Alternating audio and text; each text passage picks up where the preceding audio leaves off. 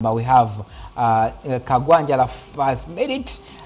Simon Kagwanjala, it's an iconic interview, I must say, for you to have Winnie Byanyima on set, and definitely one of the things I would love to hear from her, the comment she made after Mbara municipality election, that no life should be lost for an election. Is it something that keeps echoing in her mind when she sees the politics of the day? Well, that's quite interesting, and perhaps I should start on that very note. One of the rare moments for me when I speak to one of the prolific politicians. Back in the day, she was a very outspoken legislator. Now, she is the executive director of UNAIDS. Definitely, there is everything politics that we'll be talking about. She's a wife to the embattled former president of the Forum for Democratic Change and former presidential candidate. You would call him a political dynamite, Colonel Dr. Chiza Besigye. She will also be speaking to us about his current situation. Honorable Engineer Winnie Byanyima, good to have you, and a very good morning. Thank you for having me again. Good morning. Very kind of you to host us here. Thank you. Well, we'll start. My colleague in the studio, Dalton Kawesa, reminded me of one of the statements that you made back in the day, in the most contested election between you and Ngomangime, where you said, no life should ever be lost because of an election. Does it ring true today? Of course. It's worrying, the run-up to the full election. We're seeing violence again, and it's just not right. It is no cause for it. We should be having peaceful elections. That's what the NRM is about. That's what we went to the bush for. As one of the persons who laid a foundation for where NRM is today, do you imagine you put up a very weak foundation that has brought the country where it is today, that anything opposition is met with stiff resistance? We've had reversals. I mean, we had a vision, and we pursued the vision, and a high price was paid by those who died, those who were injured and never recovered their full health, and so on, those who lost all their property. There was, yes, a vision, and there was progress for some time. But now we've seen serious reversals on the democratic front. And also we are now seeing the economy failing to provide for most people. So all these are, yes, a result of the direction that we chose to take. But you see, I don't want to go very much into the history, even though you're really describing me as a fossil, as someone from long ago. But I do want to talk about the problems that I see today. We have got farcical political process, a farcical electoral process. It turns out to be a process where people just lie their way, force is used, violence is used, and there's no serious concern about the well-being of people. Look what's happened today. Today you have about 83% unemployment amongst young people up to the age of 24 who have university degrees. Every year we are putting out 700,000 young people on the market every year. Only 90,000 get jobs, 13%. This is a serious issue. You don't even hear the people who are running for elections talking about that. And when these young people come out to express their frustration, they are beaten. They are thrown into jail. They are bullied.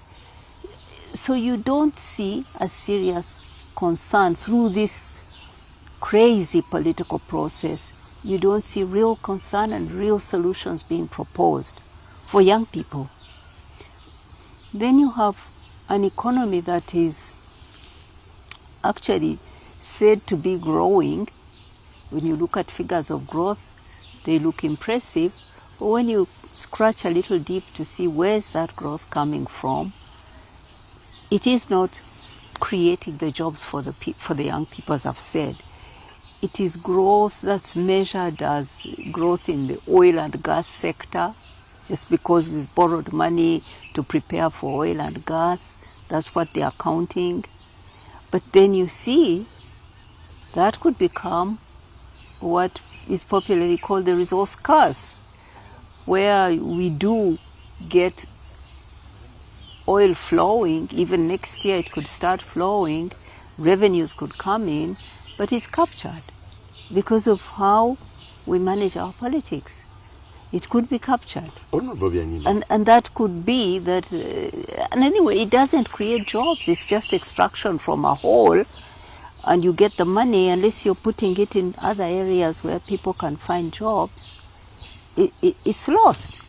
So it's worrying, the direction that we are taking. Honorable Byanyima, ordinarily you would imagine that the country would have a strong opposition to put up a case for all these matters. Do you see an opposition that's been further weakened, that they cannot raise these issues? Instead, they are dealing with self-preservation.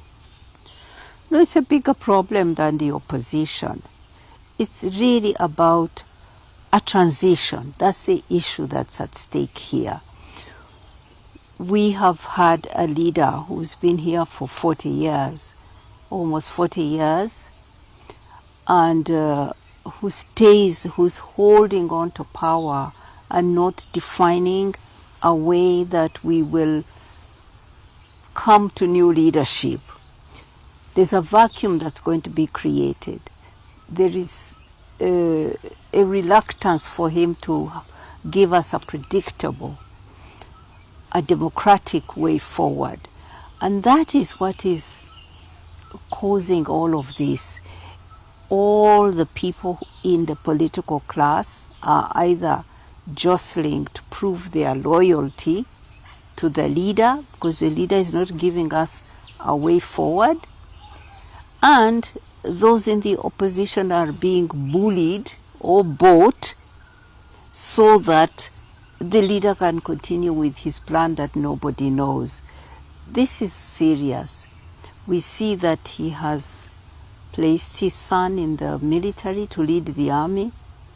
That has always been the basis of power in the NRM, his hold on the army.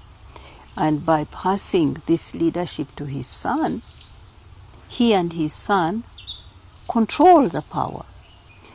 And we don't know what's going to happen next. This is not good because there's insecurity across the system. People are looting. The levels of corruption are rising because of this kind of insecurity and other factors. So you see that the question of a predictable, transparent, democratic transition is driving the politics in the direction it's going and hurting our prospects for an economy that can produce lives and livelihoods for our people. What would be your forecast for 2026? Is it an election worth looking up to? Well, I think that, as I said, you people, you keep trying to look at steps along the way, but don't want to scratch deep to see what are the solutions that we can find. Next election, it's not going to be different from the past one, from the Nalcola election we just had. It will be violent. It will be accompanied by a lot of bribery because of this problem I've told you about, that we are stuck. We are at a point where a leader who's done what he could some things good, some things not so good. It's time for him to leave, and he's not willing to leave or willing to give us a program. So we're going to see more and more shabby elections, violent elections. We're going to see more and more people hurt and killed, and we're going to see more contestation of the results. This is what we are. As one of the eminent Ugandans, do you feel persuaded at all to be part of the transition conversation? Oh my God, you're so predictable yourself. You now want to ask me whether I want to run for president. No. Well, that's what you said. Look, right now, one of the political leaders who should be out there providing an alternative is in jail. I'm talking about my husband, Dr. Kizza Besigye. Another one, a strong leader, Bobi Wine, is constantly harassed. His offices are raided. He's permanently, assailed by the brutality of the system. He and his supporters, I mean. So this is the kind of system that we are in. Why would really anybody want to be part of this unless they may be looking for some financial gain for themselves? But the system is so corrupted and violent that many good people who could lead are not involved. I would like to be involved in a national dialogue. I would want to be involved in a serious dialogue about the future of our country, the future of the democracy, and how to manage our economy. What would be top on the agenda in this national dialogue? As I said, the critical question now is the transition, but I think beneath that are many issues to do with our constitution and how it has been violated. It's about some reforms in the laws. It would be about political parties and political contestation, the political process. These are the immediate questions we need to resolve in order for us to be stable, to produce the leaders we need, how to extract the army and the money out of elections. These are the things that we need to discuss in a national dialogue, so that we reset and so that we have the leadership that we need. But I really feel as if we are constantly drawn into how to run into the next election, which is not any better than the previous one. So we remain in a cycle of more and more instability. And that's really worrying. Do you think there would be any reason to compel government to bow to pressure for a national dialogue? Because there's been a number of attempts towards this direction of a national dialogue, which government has tended to shrug off. Well, I think much depends on President Museveni himself. I heard him over the media saying that he is a modern day king. I think that was unfortunate. You see, his relationship with the citizens is broken. It's broken and is irretrievably broken. It is now a very abusive relationship. His army, which he and his son lead, and the security sector, the security forces, they brutalize people for just not agreeing with them. Every day you see young people especially being beaten, being disappeared, being abused. So that's a relationship that he has with the citizens. It's abusive. When he's talking to citizens now, he also talks with carelessness, in a reckless way. Why would you tell people in a country that believes in democracy, that you are their king. You're not appointed as, you're not crowned as a king. You're saying that you are the decision maker, that the institutions don't matter. Why would you say that to people? So you see that that relationship is broken, and much depends on him to, I encourage him, let me say this way, I encourage the president to not take the path he's taking of criminalizing his opposition, but instead to dialogue with his opposition and to set with them, with the opposition, prepare the way for his retirement.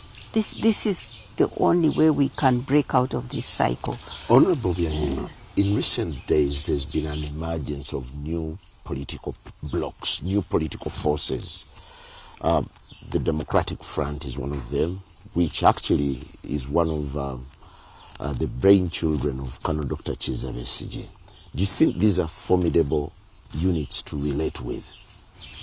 Well, it's good to have platforms that advocate for alternatives. I have only good words to say about those who are coming out with their ideas, with coalitions, with all that is good. I think it is good. I keep going back to the question of the leadership. President Museveni choosing a peaceful path, President Museveni choosing a predictable path, and a return to rule of law and constitutionalism.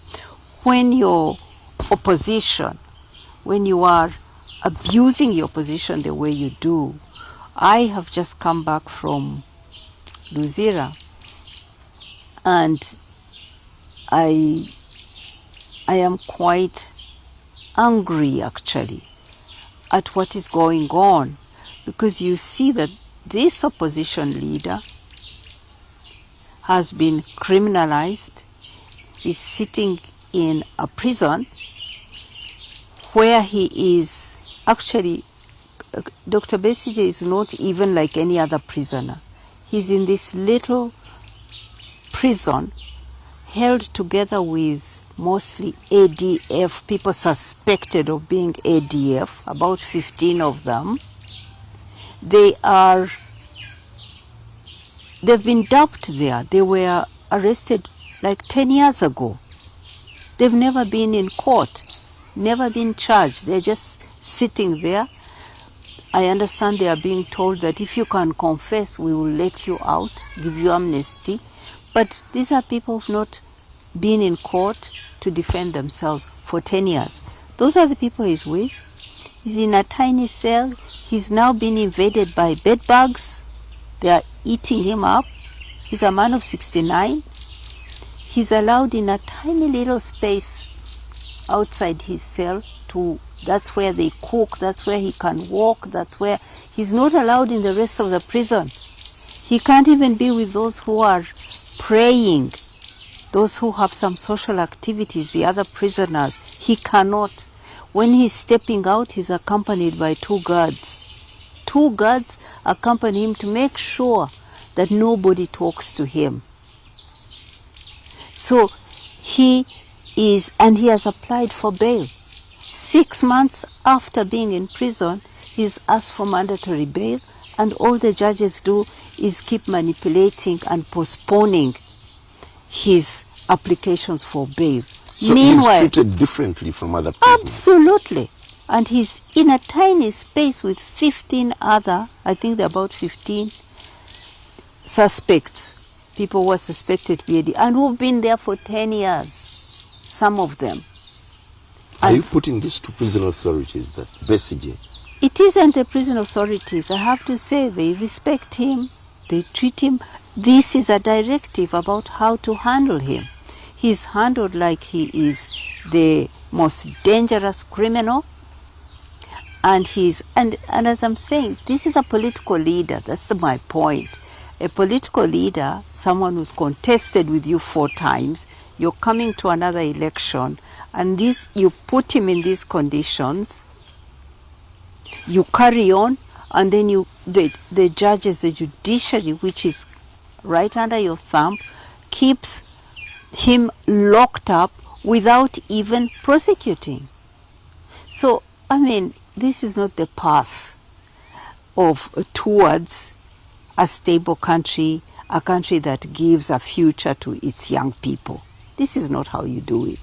Instead of, and then what's happened to the other leaders? As I said, Bobby Wine, another one who has challenged him, is hardly a free man. He too and his supporters are constantly on the run. They are not in a fair competition. They are on the run from the security operatives. How is that going to give us an outcome that gives a future to our children? In the broader context of electoral politics, what does the continued trial and incarceration of Besigye speak to the forthcoming election? One, this is serious violation of the human rights of Kizza Besigye. For him to still be in jail, denied bail, which is a right, and suffering in those most appalling conditions that he's in, it's a violation of his human rights. But it is also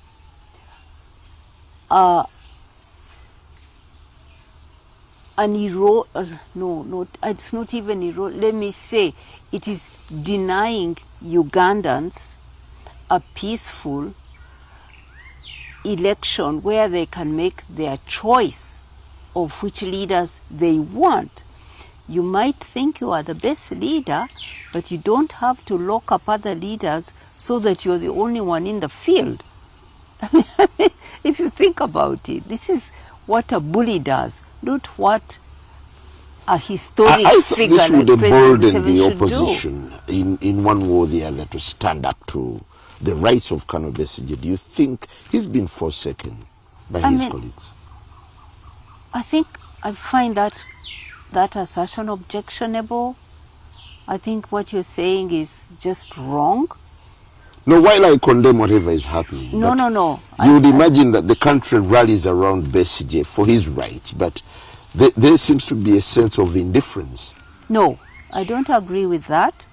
And I think that it's a little bit, no, let me not describe, but it's like saying that we, Kizza Besigye's family, his colleagues in the opposition, and everybody else who is struggling to survive, to keep a job, to hide from the violence of the police, are not doing enough. That's wrong. I really completely reject that. That would be my argument. I mean, that's what I'm saying. It's so cynical, and I'm sorry to tell you this, that people who love, who trust, who admire Dr. Kizza Besigye continue to love, to admire, to respect him, and to support him in all the ways that they can. But they are all besieged. They are besieged. They are running for their own lives. Others are in hiding. Others are in prison with him. We go to see many people. There's Hajobet Kamlegea. There are others. There are young people who've been there 6 years, 7 years, 5 years. All these are people who have one political shade, and the only reason they are being persecuted is because they don't agree with the leader today. So when you say that they don't care about him, I find that it would be offensive. It would be a central issue. I find it offensive. It would be a central issue for national discourse. The rights of Colonel Dr. Kizza Besigye represent the victim. You're saying you don't have supporters. That's why you are in jail. Not really. That's the implication of what you're saying.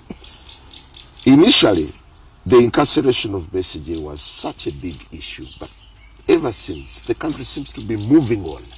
and not You seem to be obsessed with media rather than with the essence of things. Of course, if today he is in court, it will be on your television. But when he's not in court, why do you expect it to be in the news? Other things are happening, and that doesn't in any way take away from the crime that's being committed against him. And also the crime that's being committed against Ugandans by denying them their opportunity to support their leader in the electoral process. You saw Colonel Besigye yesterday. Is he still as resolute as he was initially? He never changes. He believes what he believes, whether you agree with him or not. He expresses himself peacefully. He is a law-abiding citizen, and he's also a very strong leader who does not break even when under persecution. So he's as strong as ever and as motivated to continue pursuing his ideals as always. There is every indication that you're going to be into this judicial ping pong for a long haul. Do you think something could turn around the entire process to guarantee Besigye his freedom? This is not a legal matter. And I think President Museveni himself knows that. It's not a legal issue. It's a political issue. It will have to be resolved, or it should be resolved politically.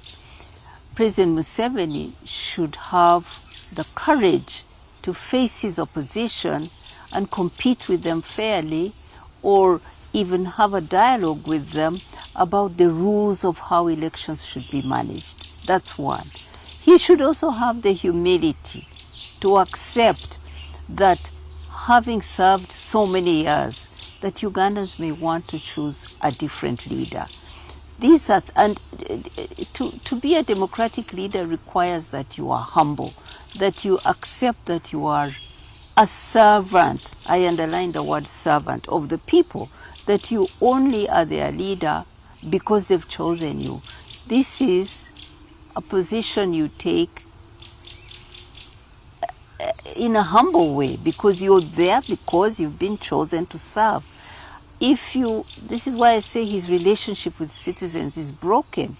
When you have been chosen to serve and then you come and say, I am your king, meaning I am born with the power to rule over you, you've just created a different relationship. And so, yeah, to answer your question, this can go on forever, going to the courts, and these poor judges who have been instructed not to give him bail, who are under perhaps even other instructions to find him guilty, they will go on and on. And we can see Dr. Besigye staying there in that prison just like the others who've been there for years. But this need not happen. We shouldn't go this way. And I'm using this opportunity to appeal to President Museveni that take the good road. You are coming towards the end of your service to Uganda. End it well. Restore this country on the democratic path. Fight this corruption that is killing the futures of our children. Hand over power peacefully. Uganda will continue. Uganda will be better when we have a peaceful transition. Honorable, as we take a short break, yeah. Recently, some time back I would say, Adonia Yebare, Uganda's representative to the UN, called you out for being too political, yet you're serving a diplomatic role. Don't you think you never heeded what he told you? With due respect, you really are not using this time well. I came on your program to discuss the problems of Ugandans, to talk about my husband. I passed through Uganda to visit him, and why he as a political leader is languishing in prison when he should be out there playing his role. I came to talk about the HIV response in Uganda. Now you're asking me about Adonia Ayebari. And your involvement in politics. I don't want to talk about that. This is just pettiness.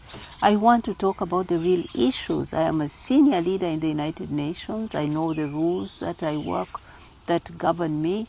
I don't need to discuss that here with you. Let's talk about Ugandans and their lives. Do you think this is critical as well? No, I don't see what is there talking about Adonia Ayebari and what he's talking about. No, I don't see the point there. Well, we'll take a very short break, and when we return, Honorable Winnie Byanyima, the Executive Director of UNAIDS, will be telling us how best to navigate the current crisis after the USAID cuts that has grossly affected the fight against HIV/AIDS. No, that's an issue to talk about. Good morning.